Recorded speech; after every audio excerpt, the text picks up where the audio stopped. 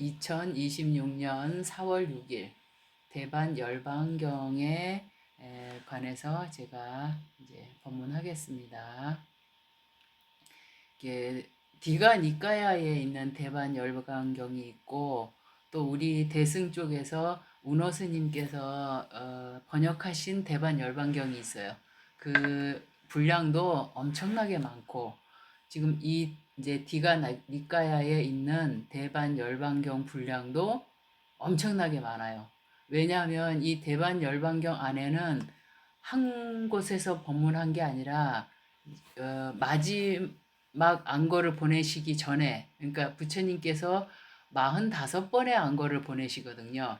그러니까 35살에 이제 깨달음을 얻으시고 80세에 돌아가시니까 그 사이 안거가 45번인데 이제 마지막 안거가 45번째고 44번째 안거가 끝나시고 나서 이제 쿠시나라까지 돌아가시는 그 장소까지 가는 그 여정을 순서대로 그대로 시간 순서대로 쭉 나열해 놓은 게 이제 디가니까야에 있는 대반 열반경이거든요.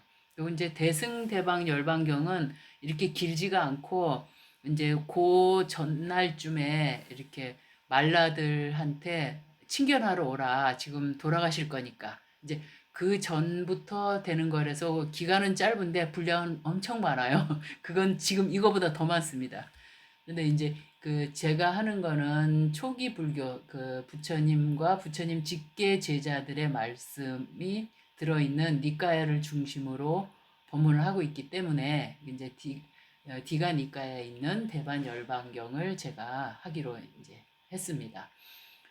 저번에도 말씀드렸지만 부처님 돌아가신 불기라고 했을 때 서기 그러면 뭐 2026년 하는 것처럼 불기라고 했을 때는 제가 부처님 불멸기원이라 했죠. 부처님 돌아가신 그때를 기준으로 한 게 불기고, 근데 서기는 뭐 예수님 탄생하신 거 그걸 이제 기준으로 하는 건데, 그래서 이제 돌아가셨다라는 것을 기준으로 한 게 불기다. 그러니까 이제 돌아가신 거. 그리고 제가 열애라는 단어를 좀 많이 설명을 했을 거예요. 부처님 10가지 명호, 열애 10호 중에서 열애라는 단어는 이와 같이 온다, 이와 같이 간다라는 이제 뜻이라고 했죠. 따타가타가. 그래서 그거는 이와 같이 온다는 거는 모든 부처님도 이렇게 오신 거예요. 그리고 가실 때도 모든 부처님도 이렇게 가시는 거고 그런 뜻도 있고 또 이와 같은 몸을 가지고 그러니까 저희들과 같은 몸을 가지고 이 세상에 오셨다라는 걸로 이제 이와 같이 왔다라고 해서 그러면 이와 같이 돌아가시기도 하잖아요. 부처님께서도 똑같이 태어나시고 그리고 이제 늙으시고 또 아프시고 돌아가시고 하는 이제 그런 게 담겨져 있는 명호가 열애라고 했었잖아요. 그래서 이제 열애가 돌아가셨다 이렇게 얘기하시거든요. 그렇기 때문에 부처님 돌아가실 때 연세가 이제 마지막 80 전에 그 전해부터니까 많이 노쇠하신 것이고 그리고 이제 그때 아프시는 거겠죠. 그래서 이제 그 내용을 하는데 제가 이 디가니까야의 대반 열반경을 빨리어로 된 걸 번역을 했는데 거의 뭐 페이지 수가 말을 할 수가 없어요. 책 한 권 내도 될 만큼이었거든요. 그러니까 이거를 법문한다고 줄이려니까 줄일 수도 없고 어쨌든 큰 일만 된 것만 썼는데 지금 4페이지더라고요. 그런데 제가 이렇게 지금 이제 넘어가 보면서 중요한 부분들만 이렇게 날짜별로 이렇게 쭉 돌아가신 걸로 이제 제가 말씀드리겠습니다. 그럼 이제 44번째 안거. 그게 이제 라자가하에서 있었거든요. 왕사성이거든요. 라자가가 왕사성에서 이제 있었는데 그때 출발하시죠. 출발하셔 가지고 할 때 이게 마가다국의 라자가하라 했죠. 그 왕사성 거기에 이제 아사세 왕이라고 했었죠. 그 빈비사라 왕의 아들. 근데 아자타 사뚜라고 하는데 지금 빨리어 이름으로 이제 약간 이제 쉽도록 이게 귀에 익도록 제가 말씀을 드리는 거예요. 그 왕이 부처님께 질문을 해요. 그러니까 세속적인 질문도 많고 수행자적인 질문도 많고 또 수행법에 관한 질문도 많고 이렇게 하나하나 쭉 법문으로 되어 있는데 보통 경에서는 요 하나가 한 경으로 되는데 여기에는 옮겨 다니면서 하셨던 그 많은 내용들이 이 열반경 안에 쫙 들어있기 때문에 분량도 많고 내용도 이제 다양하게 가지가지고 그래서 여러 가지를 살펴볼 수 있는 경이에요. 그래서 이제 제가 약간 이제 소개를 하는 거는 요 이제 이 왕이 마가다의 왕이 부처님께 여쭤보라고 시키거든요. 왜냐하면 왓지를 멸망시키기 위해서 이제 자기가 다 없애겠다, 멸망시키려고 한다. 그러니까 그 대신한테 가서 이제 부처님께 가서 좀 여쭤봐라. 여쭤보고 부처님께서 내가 왓지를 공격하려고 하는데 합니다 하고 물어보면 부처님께서 뭐라고 말씀을 하실 거다. 그러면 그걸 이제 나한테 와서 일러다오. 이렇게 얘기를 하거든요. 그러니까 이거는 남의 나라 침공하겠다는 거예요. 내가 남의 나라 침공해서 그냥 먹으려고 합니다. 말하자면. 그런데 이거 뭐 여기에 관한 부처님 말씀이 있으신가요? 이런 뜻인 거예요. 그러니까 이게 부처님 항상 이렇게 항상 사이좋고 뭐 이렇게 안 해치고 이런 것에 관해서만 부처님이 말씀하셨다라고 하는 생각들을 가지고 계실까봐 제가 지금 이제 이 얘기를 가지고 오거든요. 부처님 당시에 뭐든지 궁금하면 그리고 자기가 원하는 게 있으면 부처님께 다 여쭈어보고 받아가고 했었던 상황이에요. 그러니까 이런 상황을 실감 있게 지금 볼 수 있는 상황이거든요. 그러니까 왓지 공경하려고 합니다. 그러니까 당신 의견을 말씀해 주소서 이 얘기예요. 근데 이제 그래서 이제 부처님께서 이렇게 얘기를 하니까 그 대신이 가서 여쭤보니까 부처님께서 말씀을 하세요. 나라가 쇠퇴하지 않는 7가지 법이 있다. 그러면서 이제 이렇게 잘 모이고 뭐 하는 7가지 법이 있는데 말씀을 하시거든요. 하나하나. 그런데 이 왓지라는 조그만 공화국인 나라가 이걸 잘하고 있어요. 7가지 법을. 그러면서 이렇게 잘하고 있는 나라는 망하지 않는다라고 얘기하거든요. 쇠퇴하지 않는다. 그럼 이제 그 대신한테 이렇게 얘기를 해주니까 그 대신이 가서 이 왕한테 얘기를 하죠. 마가다 왕한테 얘기를 하니까 그러면 어떻게 생각하겠습니까? 아, 지금 내가 공격해도 소용이 없겠구나라고 생각을 하게 돼요. 그래서 이제 공격하는 거를 그만두게 되죠. 대신에 공격하는 걸 그만두는 대신에 이 왓지라는 공화국을 공격하려고 하니까 침략하기 위해서 어떤 마을에다가 도시를 건설을 해요. 그러니까 이제 지금 당장 이렇게 전차 몰고 가서 죽이고 막 이렇게 하는 거는 수도파고 왜냐면 부처님께서 쇠퇴하지 않는 법 7가지를 다 왓지가 지키고 있다 했으니까 자기가 공격하면 안 된다는 걸 이제 생각하고 부처님 말씀은 다 이렇게 잘 들었으니까 그러면 장기전으로 들어간 거예요. 그래서 빠딸리라고 하는 마을에다가 도시를 건설해요. 그래서 이제 도시를 건설해가지고 그럼 부처님께서 이 도시를 건설하는 걸 보면서 이제 얘기를 하거든요. 아, 이 도시가 굉장히 번성할 것이다. 이 도시가 번성하면 나중에 왓지가 망하게 되겠죠. 그래서 나중에 사실 망하게 됩니다. 그렇게 이제 돼서. 나중에 이건 경에는 이 열반경에는 안 나와요. 근데 요 빠딸리 뿌따라고 하는 이 마을에서 개를 지키는 5가지 이익을 또 말씀해 주세요. 이제 아까는 공격하려고 했던 것에 관한 나라가 쇠퇴하지 않는 법.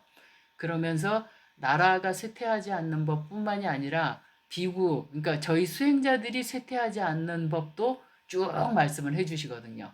이제 이렇게 다양하게 볼 수가 있는 이제 경이고 그 뒤에 이제 왓지들 그 빠딸리 뿌따에서는 무슨 법문을 하시냐면은 계율을 준수했을 때 저희가 지금 5개 항상 하고 있죠. 그리고 이제 3기 5개를 하고 있기도 하고 제가 저 7불 통계를 하잖아요. 저희 사경할 때는. 이제 그렇게 계율을 준수했을 때에 5가지 이익이 있다라고 법문을 하세요. 여기에 가서 이 마을 사람들한테 이제 어떤 이익이 있냐면 제사인이 늘어나고 그다음에 좋은 명성을 얻고 그리고 어떤 장소에 어떤 모임에 가서도 계율을 지키는 사람은 두려움이 없어요. 항상 당당하게 돼 있거든요. 이거는 계율을 지켜본 사람 많이 알아요. 주눅들거나 하지 않거든요. 그리고 이제 네 번째는 죽을 때 그렇게 혼미하게 죽지가 않아요. 정신이 똑바로 차려진 상태에서 죽을 수 있어요. 마지막을 맞을 수 있고, 그 다음에 이제 5번째는 돌아가신 후에 천상에 태어납니다. 제가 시계생천이라고 했잖아요. 보시와 계율을 지키면 반드시 천상에 태어난다. 근데 여기에도 해당돼요. 그래서 계율을 준수하는 5가지 이익을 이제 요 마을에서 이제 설법을 하시고, 그리고 또 사성제도 꽃띠가 말하는 데서 하시고, 그 다음에 법의 거울이라고 하는 법문을 또 하시게 되거든요. 나디카 마을에서. 그래서 제가 법의 거울이라고 하는 것은 이게 부처님 뒤에 돌아가시고 나서 자기를 점검할 때, 수행했던 해는 사람이 점검할 때 내가 수다원이다. 그러니까 성자의 반열에 들어갔다. 그러니까 다시는 지옥이나 축생이나 악에 떨어지지 않는다라고 확신할 수 있는 게 무엇인가? 그러니까 비춰볼 수 있는 거울. 이거 저번에도 얘기했기 때문에 이제 좀 쉬우시니까 제가 쉽게. 그러니까 조건이 있는데 4가지예요. 그러니까 부처님에 대한 흔들림 없이 굳건한 신심. 그리고 제가 2번째 얘기했죠. 가르침 설명할 때. 부처님은 가르침에 대한 신심. 그리고 3번째, 승가에 대한 신심. 요거 하나하나 낱낱이 앞에서 이제 이렇게 하긴 했는데, 그래도 한 개만 더 얘기할게요. 부처님에 관한 흔들림 없는 신심은 어떤 거냐? 그냥 막연하게 보시지 말고, 제가 열의 10호를 얘기를 했었죠. 부처님, 열의, 그 다음에 아라한, 정변지, 명행족, 선서, 세간에 하면서 그런 덕목들을 가지고 있다고 했잖아요. 그 덕목들에 해당하는 뜻, 의미를 온전히 100%다 믿는 것. 이제 그것이거든요. 부처님에 대한 믿음은 그럼 부처님이 태어나신 걸 믿냐? 이렇게 허황된 거 말고 열의 10호에 들어있는 그런 의미들. 제가 저번에 이제 설명했기 때문에, 법문했기 때문에 찾아보시면 돼요. 근데 부처님의 가르침에 대한 것도 제가 했었고, 승가에 대한 것도 했고. 근데 이제 이 4번째 개는 어떤 개냐면은, 이것도 저번에 설명을 했었죠. 왜냐하면 현명한 사람들이 칭찬을 해야 되고, 삼매에 도움이 돼야 되고, 또 성자들이 좋아하는 개여야 되는 거죠. 그러니까 현명하지 않은 사람들이 칭찬하는 개. 그러니까 이상한 사이비 종단에서 자기네들이 세운 개라고 하는 깨끗한 거라고 하는 그러면서 그런 개를 구족하는 거는 현명한 사람들이 그 칭찬하지 않거든요. 그리고 삼매에 도움이 되지 않아요. 마음이 안정되지가 않아서. 이제 그런 것들은 이 수다원 조건이 아닙니다. 그러면 이제 수다원은 아까 말씀드렸듯이 지옥아기 축생 이런 세계에 떨어지지 않습니다. 그걸 이제 법의 거울이라고 하면서 법경이라고 하면서 부처님께서 또 설하셨고 이제 이런 것들 하나하나가 다 경으로 나올 수 있는 것들인데 이 대반 열반경에서는 한 경 안에 그 많은 이렇게 경들이 다 집합적으로 들어가 있는 경이거든요. 이제 요게 쭉 하셨고 그 다음에 이제 이게 이제 걸어서 움직이면서 지금 하시는 거예요. 그래서 이제 안마빨리 동산에서는 사념처 신수심법이라고 해서 몸을 관하는 거 그러면서 이제 호흡관 할 때 제가 하면서 제가 조금 설명을 했었죠. 이거는 자세히는 나중에 한번 잡아서 하는 거고 오늘은 부처님 돌아가시는 그 대반 열반경에 마지막 거의 돌아가시기 전에 이제 이렇게 유언처럼 하는 거는 나중이지만 유언 이외에 필요할 그 웬만한 법문들이 여기에 지금 다 들어 있으니까 그거를 쭉 설명하는 걸로 제가 오늘은 이제 이렇게 좀 이렇게 생각해 봤습니다. 이게 벨로아 가마에서 부처님께서 병이 나셨어요. 제가 부처님께서 이렇게 늙기도 하시고 병도 나시고 이제 돌아가신다 했잖아요. 요때 병이 나셨는데 벨로아 가마에 가셔서 병이 나셨는데 요거 이제 안거를 여기서 시작하시고 병이 나셨는데 어떤 병이냐 하면 조금 이제 이렇게 좀 많이 힘든 병이셨어요. 그래도 이렇게 추스리면서 회복하셨어요. 회복하시고 안한다 존자가 부처님께서 아파서 걱정됐습니다. 그러니까 안심이 됩니다라고 한 말 끝에 이제 아주 유명한 우리 불교에서는 아주 유명한 말씀을 하세요. 뭐 자등명, 법등명 이 말씀 많이 들었었죠. 그러니까 자신을 법으로 자신을 귀처로 삼아라 자등명 그리고 자기를 등불로 삼아라 그리고 뭐 법등명 해갖고 법을 등불로 삼아라 법을 귀처로 삼아라 이건 수없이 많이 들었던 거 그게 바로 이때에 나온 법문입니다. 이제 마지막 안거 요게 45번째 안거를 지내시고 회복되셨 다음에 말씀하신 거예요. 이제 요거를 이제 빛이라는 것도 되지만 섬이라는 단어도 되거든요. 뒷바가. 근데 이제 보통 섬이라는 단어를 조금 비중을 실어서 번역을 해요. 왜냐하면 섬이라는 거는 망망대해에서 섬이 있는 거는 정말로 거기서 쉴 수도 있고 도망갈 수도 있는 그러니까 아주 귀한 거기 때문에 빛이라는 개념도 되고 섬이라는 개념도 되는데 귀처 돌아가서 머물 수 있는 은신처 같은 개념으로 이제 섬으로 번역하는 경우가 조금 더 많기 때문에 이제 좀 자세히 제가 구절을 읽어 드릴게요. 그러니까 자신을 섬으로 삼고 자신을 귀처로 삼아 머물러라. 그러니까 다른 사람을 귀처로 삼지 말아라. 이렇게 정확하게 하시고 다음 구절은 법을 섬으로 삼고 법을 귀처로 삼아 머물고 다른 것을 귀처로 삼지 말아라. 이렇게 말씀하세요. 그런데 이제 요 뒷구절까지 조금 정확하게 보셔야 되는 게 여기까지만 보통 자등명, 법등명 해서 기억을 해요. 그러면 어떻게 하는 게 나 자신을 기초로 삼는 걸까? 어떻게 하는 게 법을 기초로 삼는 거지? 어떻게 하는 거지? 이 말씀을 사람들이 혼선이 생길 수 있잖아요. 이 뒤에 정확하게 말씀을 해 놓으시거든요. 이 뒷구절에.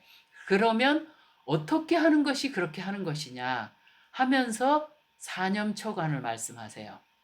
그러니까 어떻게 하는 게 자신을 섬으로 삼고 기초로 삼고 어떻게 하는 게 법을 기초로 삼는 것이냐 그럼 어떤 것이냐 할 때 몸에서 몸을 관찰하며 머문다. 제가 호흡관이 여기에 들어간다 했었죠. 나머지 관도 들어가는데 이제 저번에 설명할 때 호흡관을 대표로 했어요. 그리고 느낌에서 느낌을 관찰하며 머물고 마음에서 마음을 관찰하면서 머물고 그러니까 자기 마음에서 일어나는 것들 느낌은 좋아하고 싫어하는 그 감정이 일어나는 것들 이런 것들 다 이제 분명히 사띠하면서 머문다는 것이거든요. 고 신수신법 4개. 그래서 이제 그렇게 하면서 세상에 대한 탐욕과 근심을 제거하고서 그리고 열심히 분명하고 알고 이제 사띠하는 자 되어서 머문다라고 하는 것이 자등명, 법등명. 그러니까 자기를 귀처로 삼고 법을 귀처로 삼아 머무는 게 이렇게 하는 것이 그렇게 하는 것이다라고 정확하게 대반열반경에 나와 있어요. 그러니까 이제 앞으로는 자등명, 법등명 하면서 그냥 나를 등불로 삼아라, 나를 섬으로 삼고 나를 귀처로 삼아라, 법을 등불로 삼아라, 법을 섬으로 삼아라, 법을 귀처로 삼아라. 이 뒤에 한 번 더 나아가셔야 되죠. 지금 법문을 들으신 우리 이제 함께 하시는 삼기 법회 불자분들께서는 그럼 어떻게 하는 것이 그렇게 하는 것이냐 했을 때 깨어 있는 겁니다. 사띠하는 거예요. 그러니까 내 몸에서 일어나는 현상들, 느낌에서 일어나는 거, 마음에서 일어나는 거, 그 다음에 현상들, 법이라고 하는 게 모든 현상들이거든요. 모든 현상들에서 일어나고 사라지는 그것을 이제 분명하게 알고 사띠하는 것이 자등명, 법등명, 그리고 이제 이세 정확한 뜻이다. 당신이 분명하게 설명까지 해 놓으셨다. 그러니까 이제 그게 어떤 거지 하고 애매모호하게 생각하시지는 마세요. 이제 이 법문, 중요한 법문들이 엄청 많으니까 이 경에는. 근데 이제 하시고 그 뒤에 이제 하시는데 요 안거 이후, 그러니까 44번째 안거가 끝난 다음에 끝난 후에 44 안거까지는 다 사리뿌따 존자, 목갈라나 존자, 목련 존자 다 살아 계셨어요. 부처님이 돌아가실 거니까 차마 부처님 돌아가신 거를 볼 수가 없죠. 이 제자들이 너무 괴롭고 힘드니까 와서 다 허락을 받습니다. 부처님, 저 먼저 이렇게 임멸하겠습니다. 그럼 부처님이 오냐 그래 하고 허락하시거든요. 그래서 이제 사리뿌따 존자, 목련 존자 다 돌아가십니다. 그리고 이제 돌아가시기 전에 이미 당신 이제 부인이었던 야소다라도 다 죽었고, 중요한 거는 라울라 존자까지 이미 다, 라울라는 본인 아들이시잖아요. 아들인데도 불구하고 이미 다 돌아가셨습니다. 요때 라울라 존자까지 마지막 열반하는 순간에는 이미 이제 뭐 이모 뭐 마하파자파티 뭐 어차피 연세 많으시니까 돌아가셨고, 부인이었던 분도 이미 돌아가셨고, 당신 원래 세속적으로 아들이었던 라울라 존자도 돌아가셨고, 목련 존자, 사리뿌따 존자, 이렇게 이제 이렇게 아주 중요하신 존자들 다 이미 돌아가셨습니다. 그리고 이제 이게 외살리에 있는 짜빨라 탐묘라고 하는 곳에서 마지막 선언을 하세요. 그러니까 부처님이 금방 나 죽겠다 이렇게 말씀하시면 하면서 그냥 하신 게 아니라 3개월 전에 미리 선언을 하시거든요. 내가 3개월 후에 열반에 들겠다라고 얘기를 해요. 그리고 그때부터 이제 수명의 상카라를 포기를 하세요. 이제 포기를 하시는 고가 이루어진 곳이 이제 짜빨라 탐묘라고 하는 곳이에요. 그래서 부처님께서 말씀을 하시죠. 나는 열애는, 당신이 이제 당신을 지칭할 때 보통 열애라는 단어를 많이 쓴다고 했었죠, 제가. 그러니까 열애는 네 가지 신통의 사여의족을 닦았고 이미 확고하게 됐다. 완전하게 됐다. 그러니까 열애가 원할 때는, 그러니까 내가라는 단어를 쓰지 않아요. 항상 열애는 당신을 이렇게 지칭할 때는 열애라는 단어를 써요. 이 몸이 있고 이 몸 똑같이 이제 먹고 탁발하고 법문하고 하시는 이 몸을 가리켜서 열애라고 하시니까, 열애가 원할 때는 일겁이나 일겁을 조금 더 머물 수 있다라고 말씀을 하세요. 그러니까 이제 머물 수 있는데 머물러 주십시오라고 말을 해야 되잖아요. 청을 해야 되는 거예요. 이렇게 몇 번 얘기를 하는데도 불구하고 옆에 있는 안한 존자가 약간 정신이 멍합니다. 그러니까 마라한테 좀 이렇게 마음이 핵 사로잡혔다고 돼 있어요, 경에도. 그래서 부처님께 청을 하지를 않아요. 부처님께서 이렇게 말씀을 하면 나는 일겁이나 일겁을 더 머물 수 있다 이렇게 하면은 안한존자께서 그러면 세존이시여 많은 사람의 이익을 위하고 행복을 위하여 세상을 불쌍히 여기셔서 이제 이 일겁이나 일겁을 조금 더 머물러 주소서라고 하면 부처님께서 오냐 알았다 이럴 건데, 이게 청을 안 하는 거예요. 부처님이 3번을 얘기를 하거든요. 3번을 얘기를 하는데 3번 다 아무 말도 안 해요. 듣고만 있어요. 그래서 이제 그때 이제 이런 말을 해도 우리들도 가끔 그런 적이 있을 거예요. 뭔가 중요한 얘기인데 멍해가지고 이렇게 잘 못 알아듣거나 행동해야 될 때 빨리 못하는 거, 똑바로 못하는 거. 이게 이제 마라에 사로잡히거나 또 업에 휘말렸다라고 우리들은 얘기를 하죠. 근데 이제 이때 당시에 열반경에는 뭐라고 써 있냐면은 마치 마라에게 마음이 사로잡힌 것 같았다. 이렇게 이제 경에 써 있어요. 근데 이렇게 부처님이 3번이나 말씀하셨는데 3번이나 다 간청을 안 했습니다.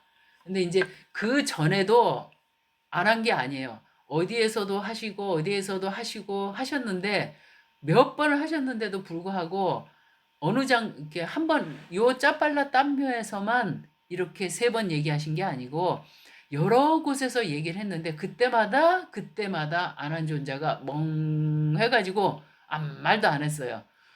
그런데 맨 마지막 이 짜빨라탐묘에서는 부처님께서 이제 똑같이 멍한 거는 똑같은데 마지막에 선언을 하세요. 이제 그러니까 선언을 뭐라고 하느냐 하면 요 얘기가 끝나자마자 빠삐만 그러니까 마라가 와가지고 부처님께 계속 빨리 돌아가시라고 얘기를 하거든요. 지금 부처님이 약속한 대로 다 이루어졌다. 당신 법도 잘 이루어졌고 당신 제자들 그리고 비구, 비구니, 청신사, 청신녀들도 확고하게 다 법문도 잘한다. 수행도 잘한다. 그러니까 당신 돌아가신다고 약속하지 않았느냐 부처님. 그러니까 이제 돌아가실 때가 됐습니다. 막 이렇게 계속 간청을 하니까 이때서야 비로소 그 앞에서는 다 멍하게 이렇게 몇 번 얘기를 해서도 내가 이 사여의족을 닦았고 합격하게 됐다. 열애가 원할 때는 1검이나 2검을 조금 더 머물 수 있다라고 3번씩 얘기하는데 항상 멍청하게 멍해가지고 안한존재가 아무 말도 안 했는데 이걸 수업지는 않은데 많이 했더라고요. 경에 이제 이 뒤에 좀 나오는데 많이 했는데 그때는 그냥 다 넘어가요. 이 마지막 짜팔라 탐묘에서는 빠삐만이 간청한 거를 당신께서 얘기를 하십니다. 마지막에 3번 빠삐만이 얘기를 하니까 마라 빠삐만이여 그대는 조용히 있어라. 오래지 않아 열에 완전한 열반이 있을 것이다.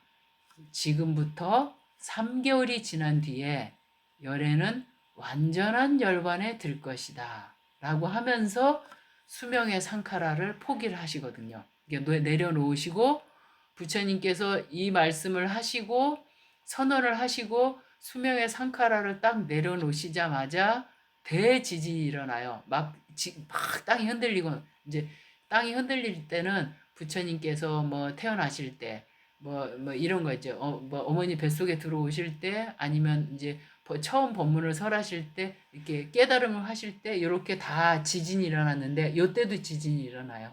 그래서 그때 안한존자가 정신을 차리거든요. 왜 일어납니까? 하니까 이제 부처님께서 말씀하시니까 막 그때서야 막 난리 났어요. 뭐 세존이시여 많은 사람의 이익을 위하여 행복을 위하여 또 세상을 불쌍히 여기셔서 부처님 일겁을 뭐 머물러 주십시오. 더 머물러 주십시오. 하지만 안 되죠. 부처님께서 제가 얘기했죠. 부처님 두 말 하시지 않습니다. 열애께서 당신이 하신 말을 거둬들이지도 않아요. 틀린 말을 하시지 않기 때문에 거둬들일 말씀이 없으세요. 당신이 한 번 한 거는 이미 끝이에요. 그래서 이제 아난다가 간청을 아무리 해도 소용이 없고 이게 나중에 결집할 때 아난다 존자가 그 많은 아라한 앞에서 참회를 하는 항목에 들어가거든요. 요 이제 제때 간청 안 해갖고 부처님 일찍 돌아가셨다 하면서 이제 그 많은 아라한 앞에서 참회를 해야 되는 부분이거든요. 이때 이제 이 짜빨라 탐매에서 마지막 선언을 하셨고 그리고 이제 4가지 위대한 권위라고 하는 거를 보관하가라 안 한다 탐매에서 이렇게 하는데 이것도 제가 법문을 했기 때문에 기억하실 거예요.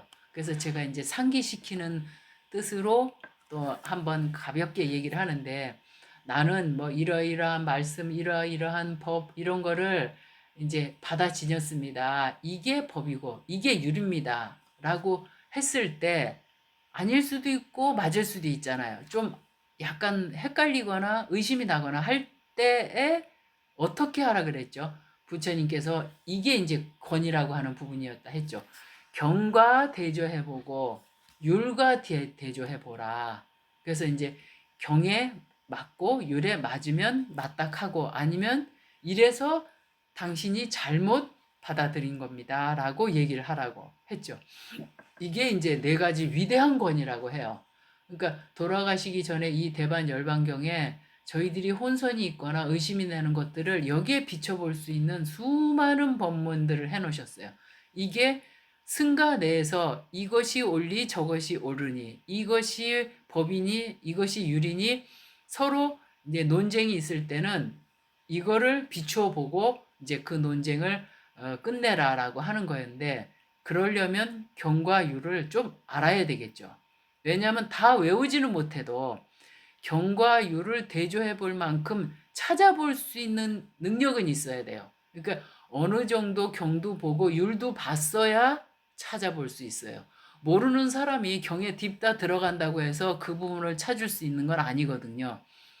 평소에 읽어보고 다 외우지는 못해도 이제 다 읽어보고 뭐 어느 정도 율도 알아놓고 했을 경우에 이게 의심이 난다 했을 때 어느 부분에 가서 어떻게 찾으면 된다라고 하는 게 있지.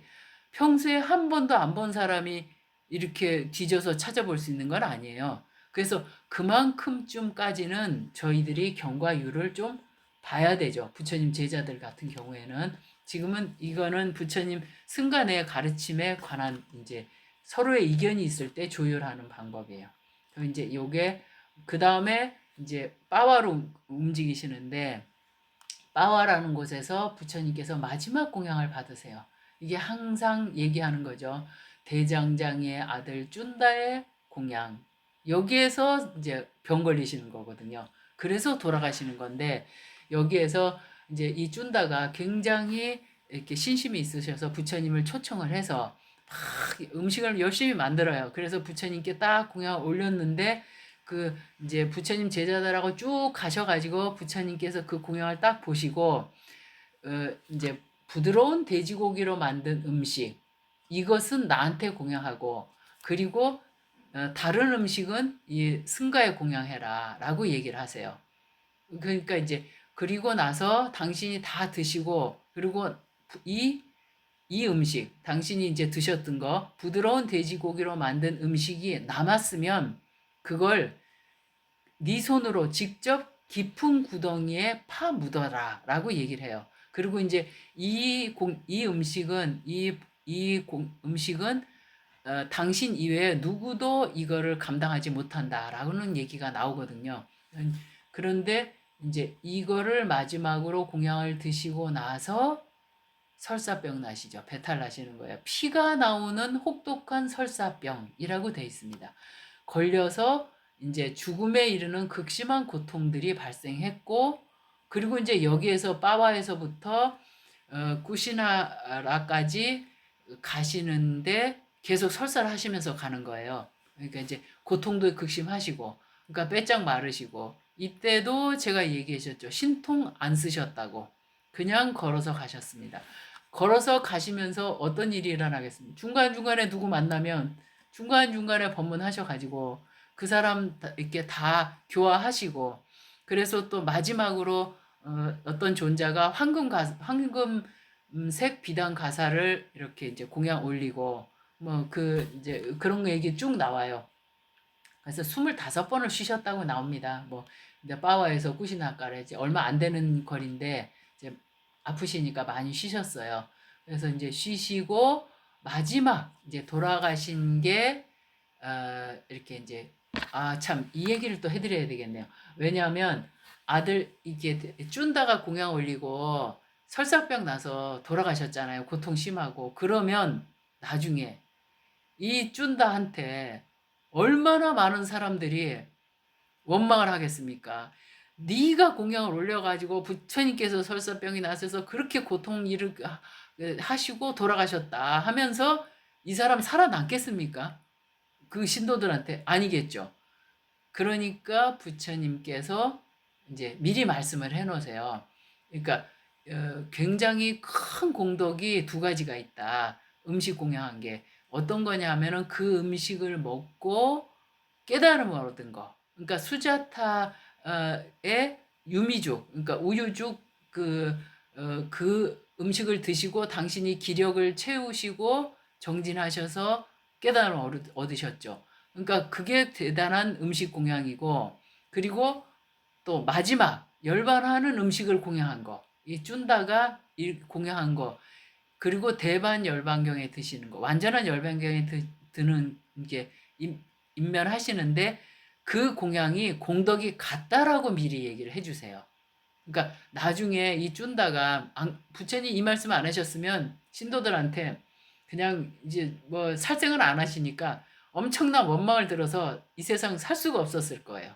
부처님께서 당신이 드시고 깨달음을 얻으신 공양, 그리고 당신이 드시고 이제 마지막 돌아가신 공양, 이 두 가지 공양의 공덕이 같다. 대단하다. 그 훌륭한 공덕을 지었습니다라고 안 한다요. 나중에 쭌다한테 얘기해 주어라. 그리고 이제 대중들도 알아듣게 해줘라. 이렇게 한 거죠. 그래서 이게 이제 쭌다도 살아남았습니다. 그리고 공양 공덕이 크다고 하니까 무척 행복했겠죠. 그리고 이제 그 얘기 제가 이제 해드린 거고, 그리고 이제 꾸시나라 마지막 돌아가시는 모습, 요거 좀 이제 그래도 이제 열반이니까 제가 열반제일 또 기념해서 하는 것처럼 하는 거니까 이제 요때 조금 자세히 설명해 드릴게요. 그 저희들이 얘기하죠. 사라쌍수라고 하는데, 이제 사라쌍수는 이제 꾸시나라에서 좀 가까운 숲이 있었어요. 살라나무 숲이에요. 그러니까 숲 나무가 이제 살라나무거든요. 말라들의 이제 살라나무 숲으로 가셔가지고 이제 살라나무 한 쌍의 살라나무, 그러니까 두 그루가 서 있었어요. 적당한 거리에. 그 사이에다가 침상을 놓으시거든요. 그래서 머리는 북쪽으로 하셔가지고 이제 침상을 만들으라 하세요.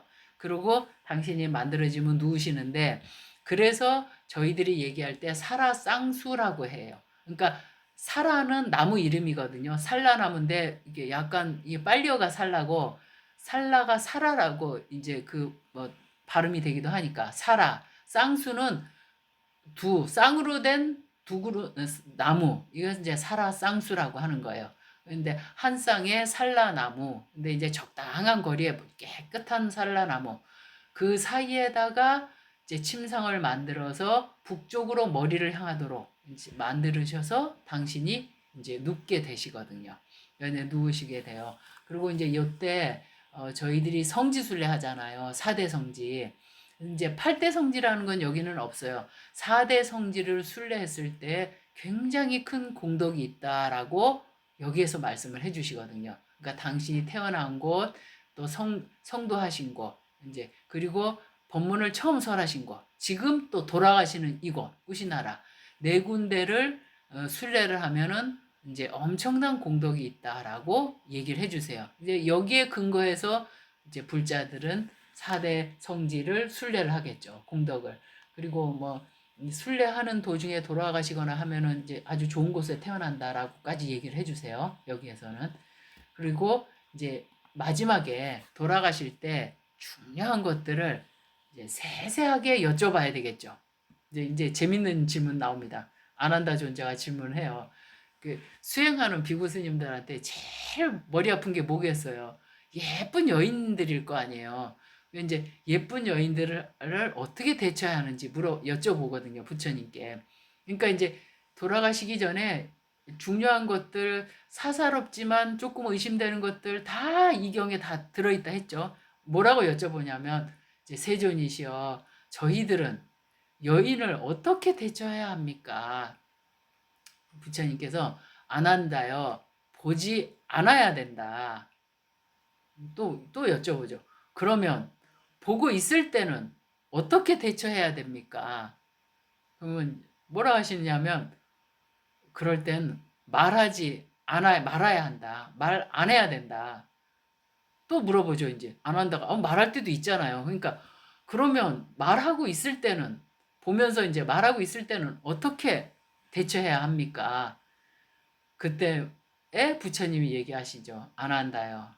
삿띠를 보존해야 된다. 확고하게 해야 된다. 그러니까 이제 저희들이 수행할 때 뭐 여인들은 보지 않아야 되고, 여인들뿐만이 아니라 약간 확대해서 보면은 안 좋은 것들이겠죠. 수행에 방해가 되는 것들 안 보는 게 제일 좋고, 보게 되면 어떻게 해요? 말해야. 그러니까 석지를 말하는 게 교류를 하지 말아라는 거예요. 그런데 교류까지 했으면 해야 되는 상황일 수도 있으니까, 그럼 어떻게 해야 되냐? 그때 정확하게 삿띠를 챙기고 있어야 됩니다. 정신 똑바로 차리라, 이 말씀이거든요. 근데 이제 그때 또 이 말씀도 해주셨고, 그 뒤에는 이제 마지막 이제 직계 제자 수바타 존자, 제가 이제 이렇게 했었죠. 수바타 존자 이게 외도인데 이제 여쭤봤을 때 이제 이 존자를 교화했었다 했었죠. 그런데 제가 마지막 직계제자 하면서 팔 정도가 팔 정도가 있어야 도인이 있다 했죠. 수다원, 사다함, 아나함, 아라한이 나온다. 그런데 다른 어디 불교 이외에 다른 어느 곳에도 팔 정도는 없다. 그러니까 이 교단 안에만 이 가르침 안에만 이렇게 도인이 있다. 수다원, 사다함, 아나함, 아라한이 있다.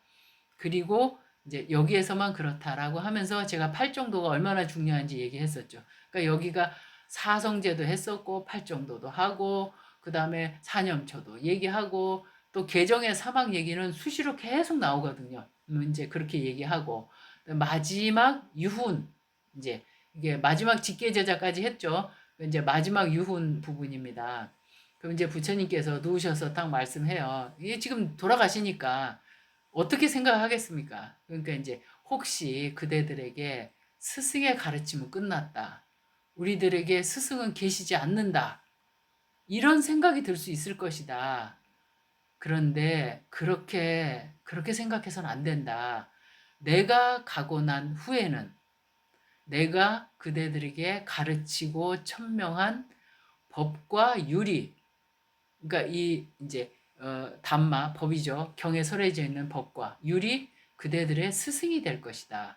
그러니까 부처님이 돌아가시고 나면 부처님을 뵈면서 여쭤볼 수 없으니까 이제 법과 율을 스승 삼아서 이제 저희들이 가야 되는 겁니다. 이걸 마지막에 말씀을 하세요. 누우셔서 이제 지금 얘기하시는 중입니다.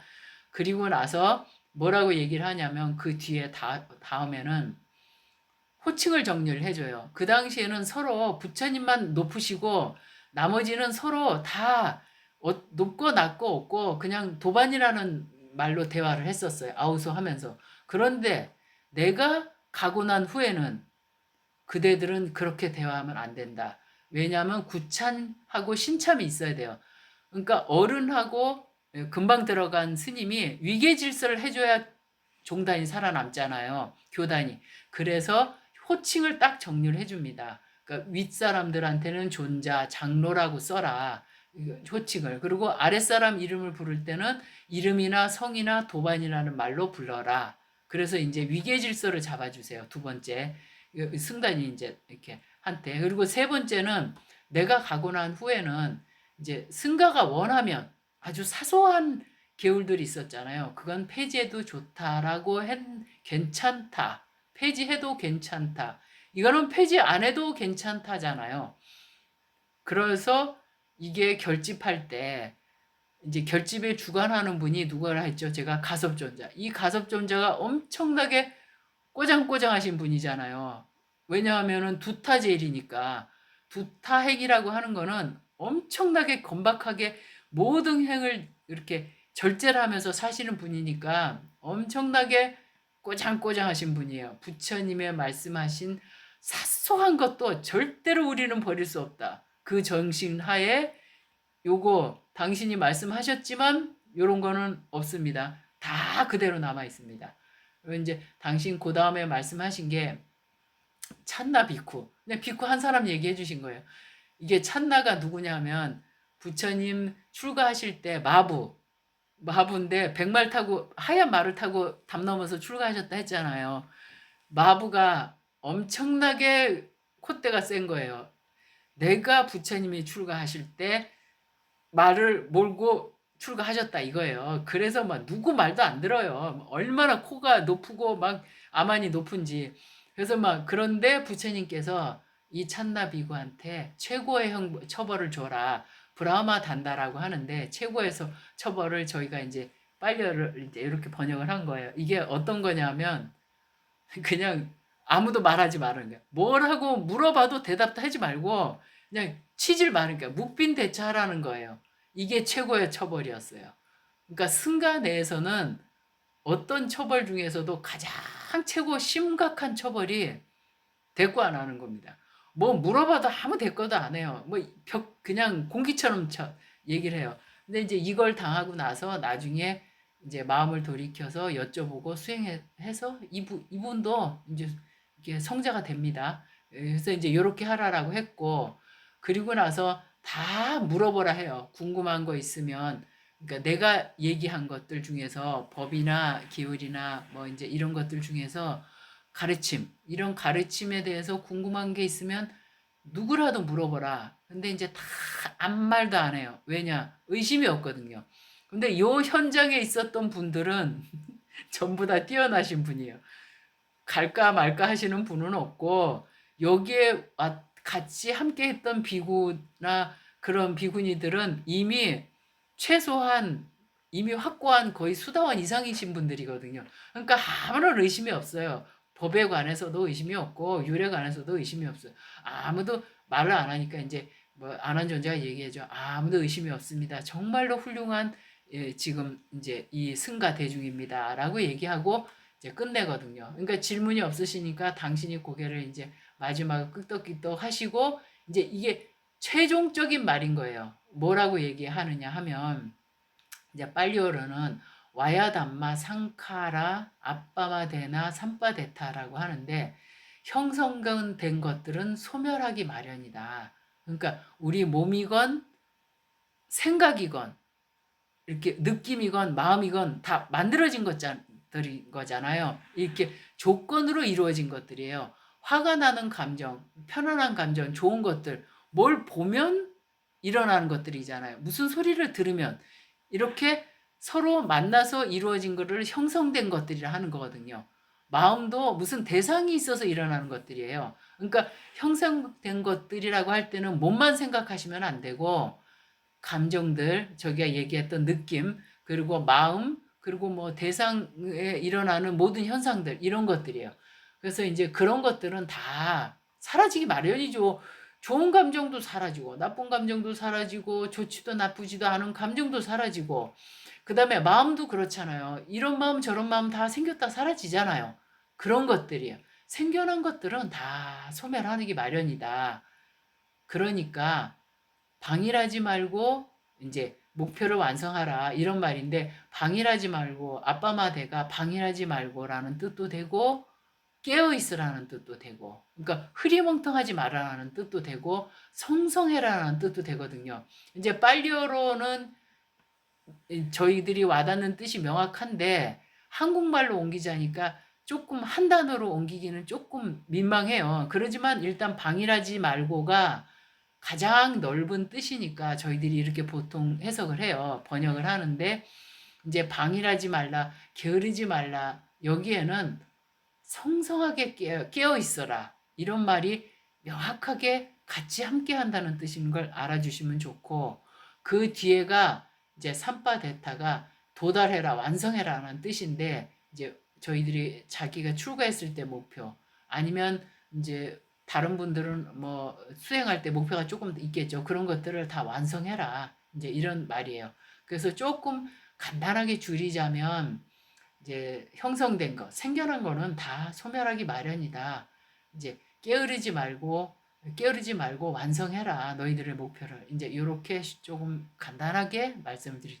요것이 가장 당신이 마지막에 한 유훈이에요. 그러니까 아까 쭉 얘기했던 걸 이제 유훈 쭉 이어져서 이제 다 이렇게 하나하나 낱낱이 하고 마지막 이거예요. 그래서 요거 하시고 나서 돌아가시는 장면 제가 또 조금 설명을 해드릴게요. 하시고 이제 당신이 선정에 들어가세요. 선정에 들어가는데 초선, 2선, 3선, 4선 그러니까 세 개 선정 이렇게 쭉쭉 올라가면서 들어가요. 그리고 무색계 이제 1, 2, 3, 4 그러니까 무색계 4선정까지 들어가고 또 마지막 그 높은 거 멸진정이라고 하죠. 이건 상수멸정이라고 하는데 상은 생각이 없는 거고 수는 느낌이 없는 이제 정인데 이게 똑같이 멸진정하고 같은 이름인데 좀 달리 사용해요. 그래서 멸진정에 다 들어가요. 그러니까 정으로서는 가장 높은 단계까지 들어가거든요. 멸진정에 들어가니까 생각하고 느낌이 다 잘려지니까 안한존재가 보기에 부처님이 돌아가신 것 같은 거예요. 근데 진짜 돌아가셨는지 약간 모르겠어요. 그래서 아나율 존재한테 물어봐요. 아나율 존재가 제가 천안제일이라 했었잖아요. 그러니까 그때 옆에 아나율 존재가 있었거든요. 왜냐? 지금 사리부타 존재가 목련 존재 다 돌아가시고 안 계시잖아요. 그러니까 물어볼 사람은 아나율 존자밖에 없는 거예요. 같이 있는 거는. 그리고 가섭 존자는 이미 멀리 떨어져 있다. 나중에 올 거니까. 그래서 아나율 존자가 돌아가신 이후에 웬만한 걸 다 처리를 하세요. 그래, 이제, 나머지는 돌아가셨기 때문에 안 되고, 아나율 존재가 천한제일이기 때문에 그 천신들의 움직이거나 뭐 이런 것들을 다 아나율 존재 입을 통해서 지금 여쭤보게 되거든요. 그 아나율 존재한테 물어봐요. 뭐 이제 아난 존재가 부처님 이제 지금 대반 열반 완전한 열반에 들어가셨습니까? 이러니까 아닙니다. 지금은 들어가신 게 아니고 멸진정에 들어가신 겁니다. 그러니까 이제 그러면 멸진정에 들어가셨습니다. 듣고 나서 그럼 또 가만히 기다리거든요. 그럼 부처님께서는 그 멸진정 최고의 선정까지 깊은 성정까지 들어가셨다가 나와서 다시 무색계 사선에 들어갔다 나와서 삼선에 들어갔다 나와서 함선 다시 거꾸로 가는 거예요. 4, 3, 2, 1. 색계선정도 색계 사선에 들어갔다 나왔다 다시 삼선에 들어갔다 나왔다 하면서 이제 거꾸로 색계 4, 3, 2, 1 이렇게 이제 들어가요. 그럴 때 초선까지 이제 색계 초선까지 내려오셨다가 그러니까 색계 초선부터 쭉 깊이 들어가셨다가 다시 쭉 내려와서 색계 초선까지 내려오셨다가 다시 또 올라가세요. 색계 초선 1선, 제2선, 3선, 색계 4선정까지 들어가시거든요. 근데 제가 색계 4선정의 특징 저번에 설명했을 때 기억나실지 모르겠는데 색계 4선에 들어갔다가 나와서 신통을 부린다 하셨잖아요. 모든 신통은 색계 4선하고 연결되어 있다 했어요. 삼매 중에서 이 색계 4선에 들어갔다 나오면서 신통 쪽으로 마음을 움직인다 했었죠. 이제 부처님도 돌아가실 때 이 색계 사선정에 들어가세요.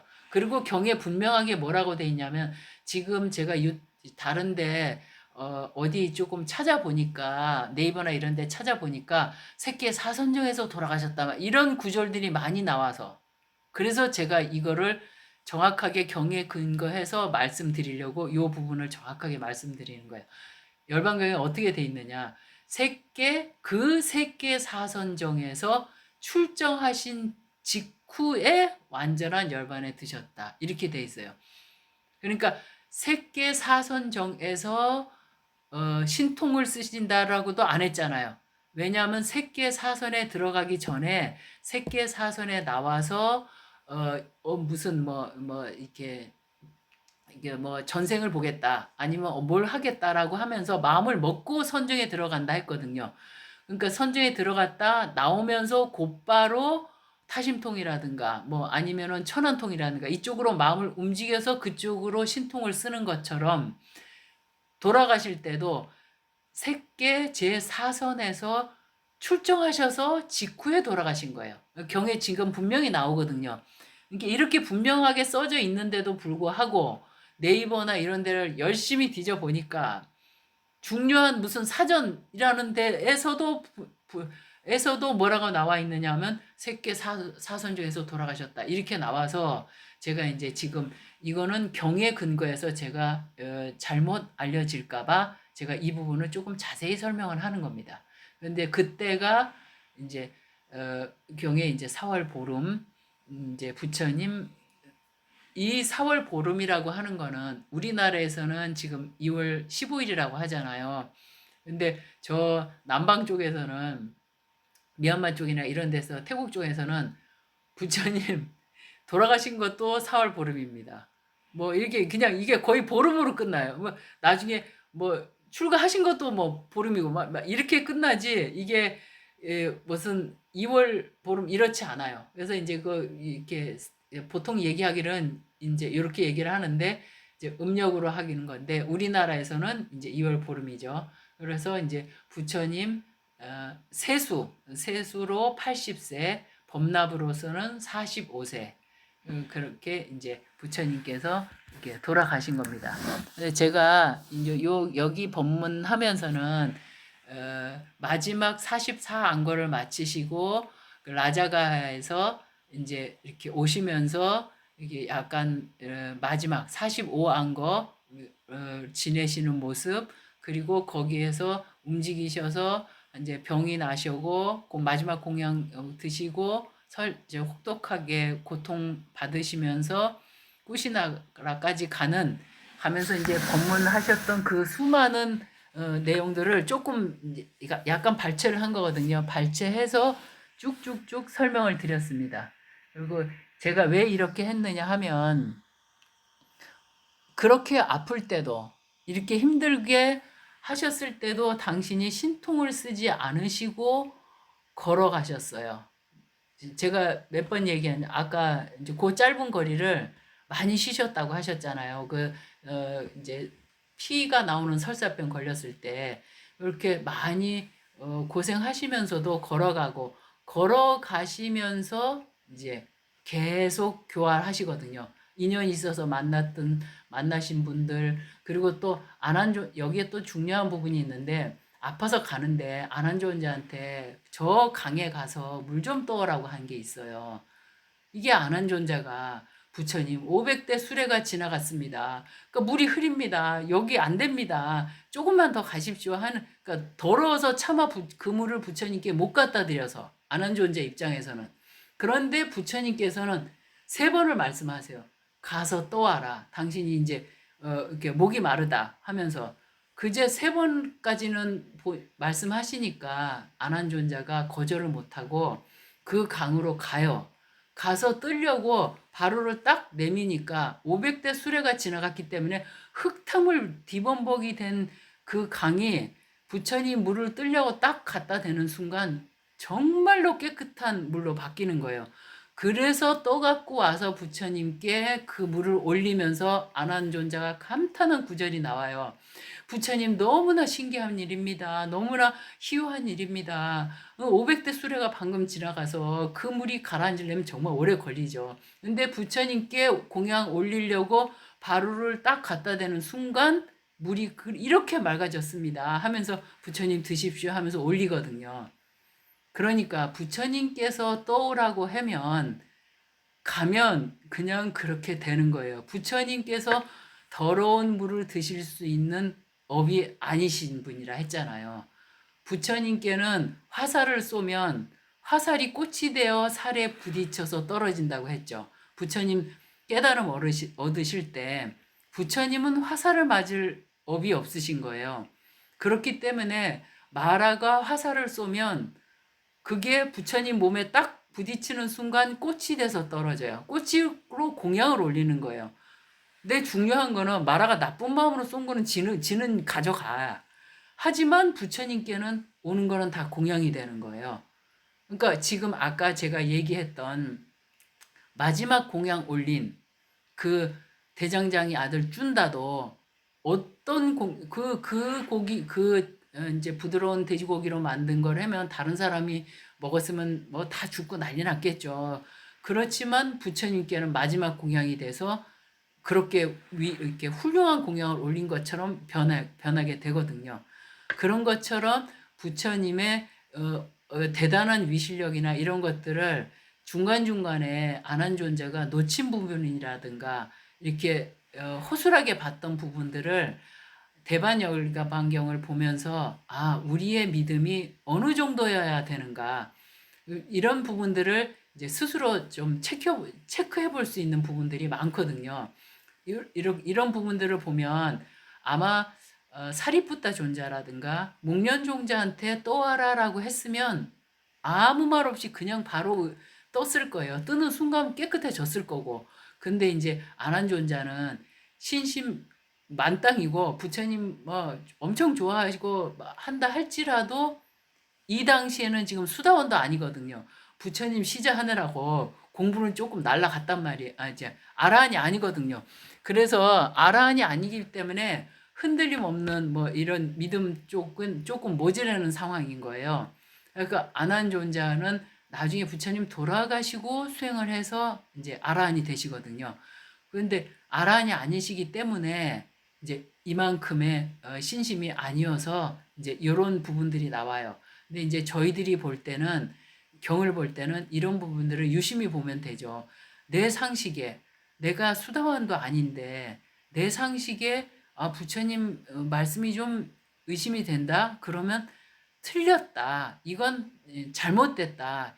현 시대에 이것은 맞지 않는다. 이런 생각은 조금 접어두고 다시 경과 율과 맞춰보고 내 이 생각을 그래도 또 조금 어긋나면 이거는 내가 보는 눈이 모질할 수도 있으니까 다시 경을 볼 수 있는 안목이 있는 그런 스승들한테 또 여쭤보고 그렇게 하면서 아, 부처님 말씀하셨던 경이나 이런 율 부분들이 조금 지금 현 시대에 안 맞아. 아니면 내 생각에서는 부처님 이렇게 말씀하시면 안 돼. 이런 지금 이거는 좀 틀린 거 아닌가? 뭐 이런 생각들에 조금이라도 의심이 생기면 이제 이렇게 해결을 해 주셨으면 좋겠습니다. 제가 이제 이런 내용 때문에 오늘 이제 이 법문을 했고요. 지금 대반 열반경 법문은 여기에서 마치겠습니다.